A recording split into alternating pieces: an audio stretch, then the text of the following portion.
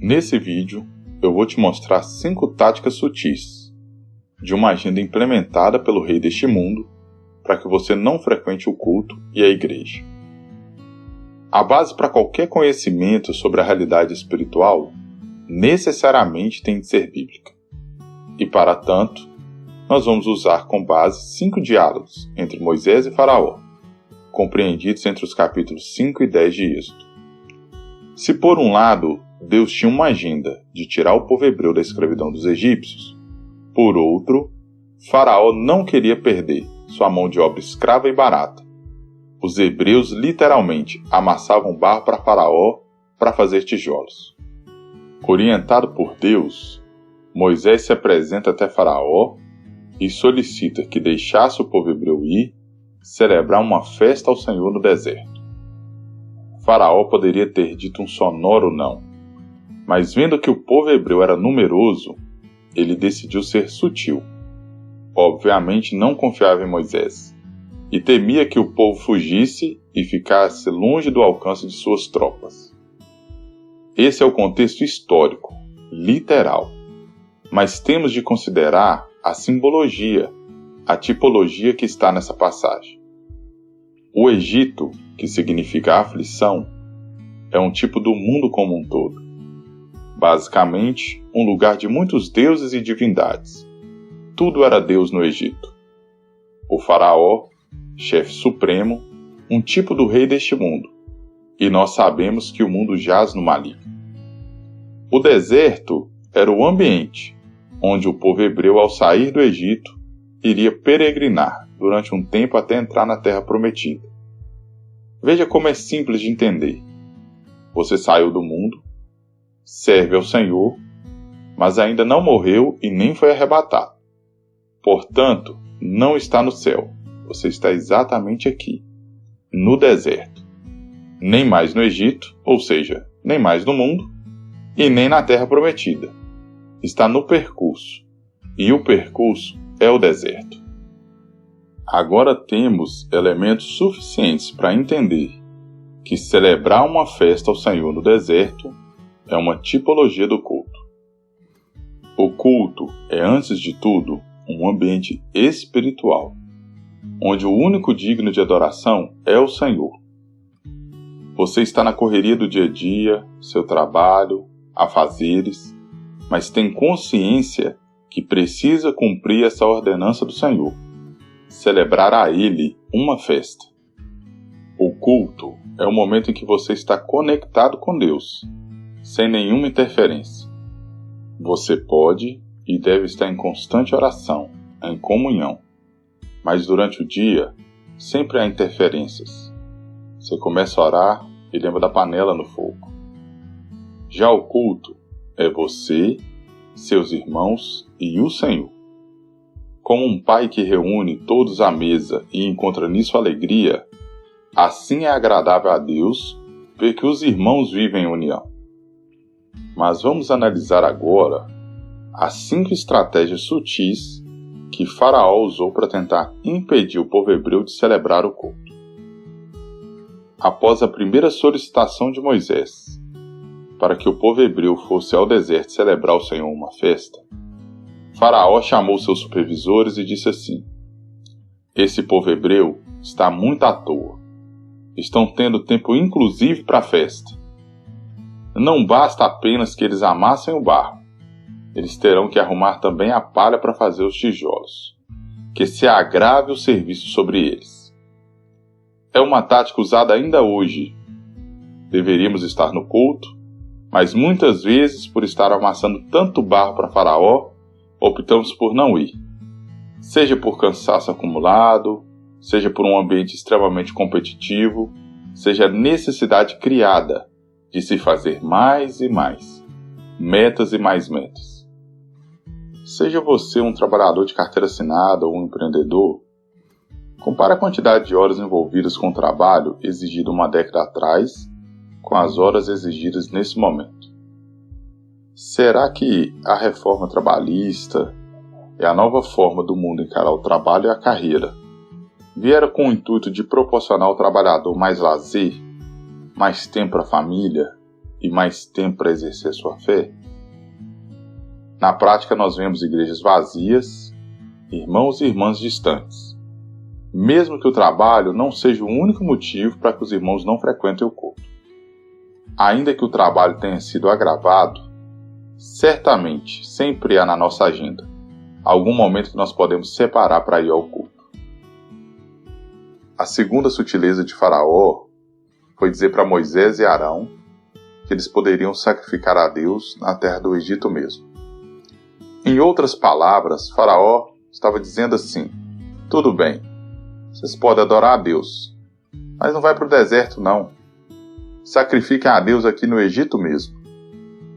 Sempre vai ser assim. A igreja é tolerada desde que ela se mundanize.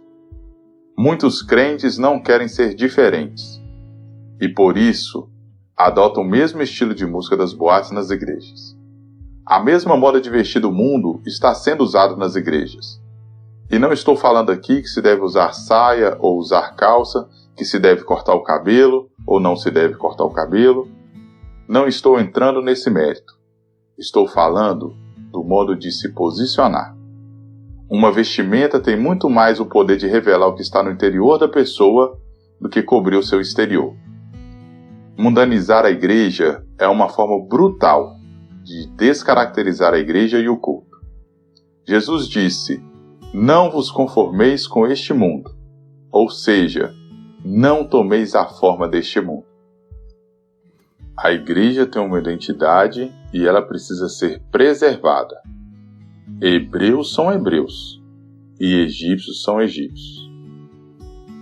A terceira sutileza de Faraó, então, ele diz assim: deixar-vos-ei ir, para que sacrifiqueis ao Senhor vosso Deus no deserto. Somente que indo, não vades longe. Orai também por mim. Aqui a sutileza de Faraó é enganosamente impressionante. Ele parece permitir, mas diz que os hebreus não deveriam ir muito longe. É como quem diz: vai, mas preserve suas entradas no Egito e acesso aos seus prazeres. Está aí o grande perigo de viver uma vida espiritual superficial. É como entrar pela porta estreita e querer andar pelo caminho largo. Participar da igreja e esbaldar nos prazeres e vícios do mundo. Essa sutileza muitas vezes vem disfarçada da seguinte frase: não seja tão radical em sua fé. Você merece viver.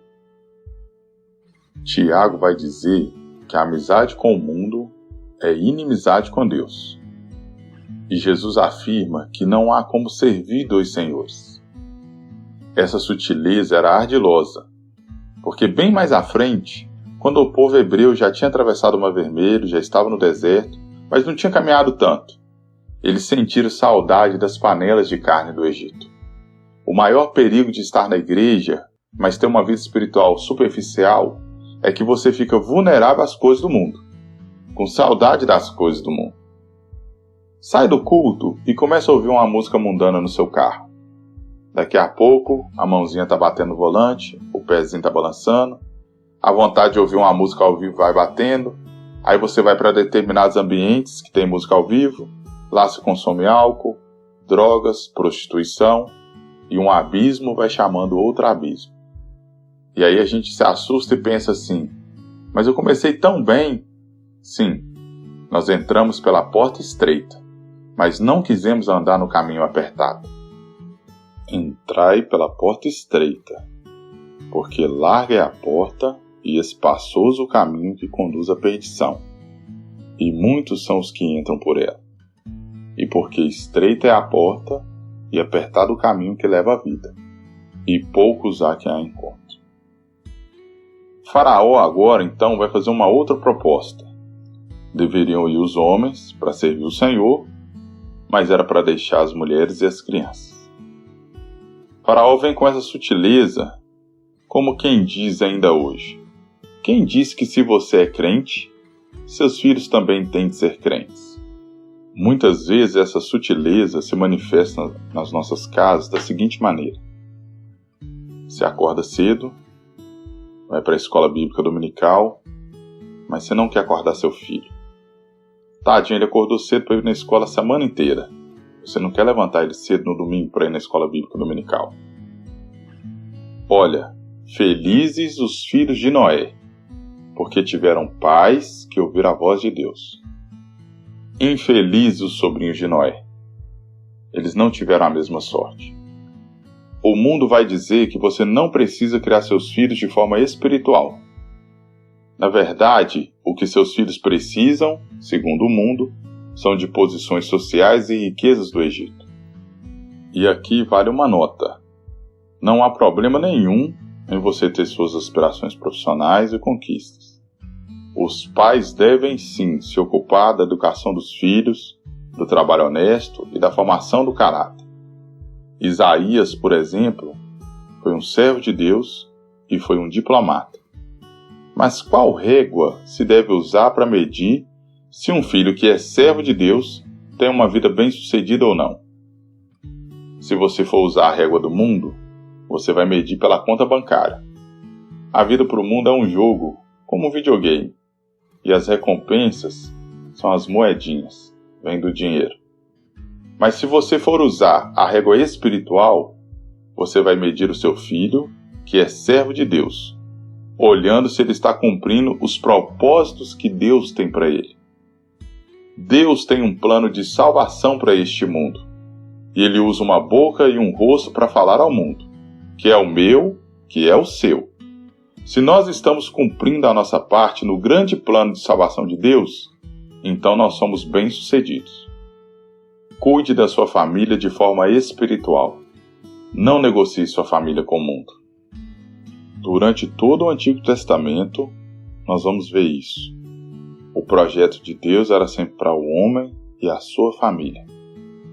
Abraão, Isaac, Jacó e assim por diante. E a quinta e última sutileza de Faraó foi dizer que eles poderiam ir, mas deveriam deixar as ovelhas e as vacas. Parece inocente, mas também é uma proposta ardilosa. Pense por um instante. O que significavam as ovelhas e as vacas para Faraó? Simplesmente bens, força de trabalho e carne para churrasco. Mas e para Moisés? O que significavam aquelas ovelhas e aquelas vacas? Elas significavam sacrifícios e ofertas ao Senhor. Elas serviriam para sacrifícios e ofertas ao Senhor. Aquilo que Deus nos prospera, aquilo que Ele nos dá, pode e deve servir para o nosso propósito maior, que é ser instrumentos nas mãos de Deus. É lícito, sim, nós gozarmos do bem do nosso trabalho. A Bíblia, inclusive, recomenda isso. Mas nós não devemos nos esquecer de que tudo que nós temos vem da mão do Senhor. É a forma como nós olhamos, como nós encaramos as nossas conquistas, é que faz toda a diferença. Suas conquistas são bens materiais ou são sacrifícios e ofertas ao Senhor? E aqui cabe um outro alerta. Muito cuidado com a chamada teologia da prosperidade. Com Deus não se barganha. Com Deus não se negocia. Não se dá algo para receber mais em troca. O verdadeiro evangelho é sobre um Deus que desce do céu ao encontro do pecador. E não há nada, absolutamente nada, que eu ou você possamos fazer para merecer algo de Deus. Mas deixa aí um comentário. Qual sutileza você achou mais perigosa?